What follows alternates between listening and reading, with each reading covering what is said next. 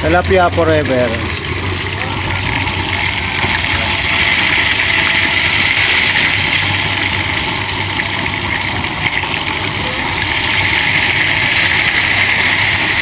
Masarap na masustansya pa.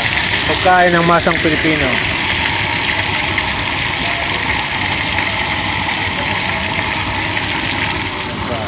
Ilaw.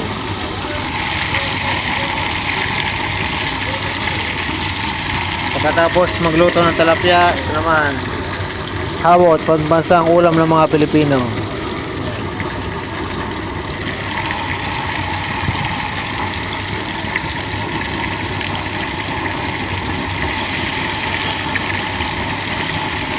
Tingnan natin ang hawot.